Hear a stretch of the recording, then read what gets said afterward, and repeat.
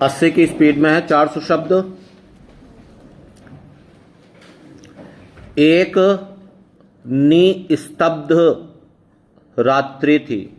आकाश अपनी अथाह नीलिमा में डूबा हुआ था। दूर दूर तक फैली ताराओं की मृदुल चमक मानो किसी मौन सभा का दृश्य प्रस्तुत कर रही थी। हवाएं भी उस रात असामान्य रूप से शांत थीं।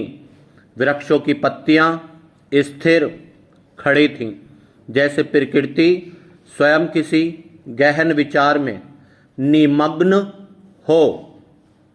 उसी अनंत आकाश के मध्य चांद अकेला बैठा था। उसकी रजत आभा में आज वह चंचलता नहीं थी जो प्राय धरती के उपवनों को आलोकित कर मुस्कुरा उठती थी।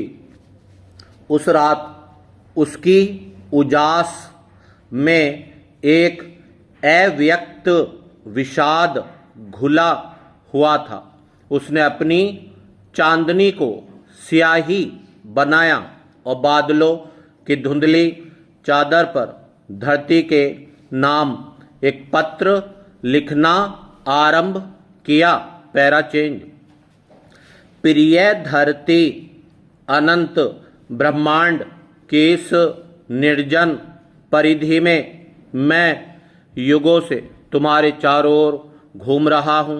तुम्हारे सागर जब मेरी ओर आकर्षित होकर ज्वार बनाते हैं, तब मुझे ऐसा लगता है जैसे तुम अब मेरी उपस्थिति को महसूस करती हो। किंतु क्या तुम जानती हो कि इस अथाह विस्तार में मैं कितना अकेला हूँ। Para change. तुम्हारे पास पर्वतों का साहस है, नदियों की कलकल है, वनों की हरितिमा है, पक्षियों का संगीत है और मनुष्यों की चहल पहल है। मेरे चारों ओर केवल मौन का अथाह साम्राज्य फैला हुआ है। मुझे पीड़ा तब होती है जब मैं तुम्हें घायल होते देखता हूँ। तुम्हारी नदियाँ मलिन हो रही हैं, वन उजड़ रहे हैं, पर्वतों का हृदय छलनी हो रहा है। धुएं की परतें तुम्हारे आकाश को धूमिल कर रही हैं। मैं प्रति रात्रि अपनी शीतल चांदनी तुम्हारे घावों पर बिखेरता हूँ, किंतु मनुष्य उसकी कोमलता को अनुभव नहीं कर पाते। वे अपनी दौड़ में इतने व्यस्त हो गए हैं कि प्रकृति की करुण पुकार भी उन्हें सुनाई नहीं देती। कभी कभी मेरे भीतर भी एक बाल सुलभ इच्छा जन्म लेती है।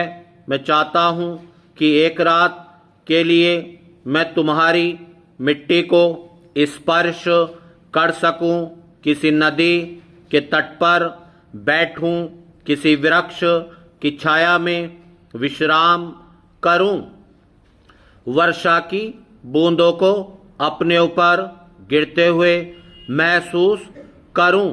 मैं किसी छोटे बच्चे की हंसी सुनना चाहता हूं, किसी माँ की लोरी सुनना चाहता हूं, पर नियति ने मेरे भाग्य में केवल दूर से प्रेम करना लिखा है। तुम्हारा एकाकी चांद। पत्र पूर्ण होते ही चांद की किरणें धीरे धीरे कांपने लगीं। Para change. धरती ने उस पत्र को ओस की बूंदों में पढ़ा।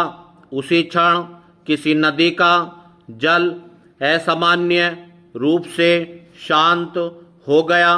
कहीं बिना हवा के कोई पत्ता कांप उठा और किसी बालक ने नींद में मुस्कुराकर आकाश की ओर देखा। उस रात ऐसा लगा मानो पहली बार धरती ने चांद की तन्हाई को सचमुच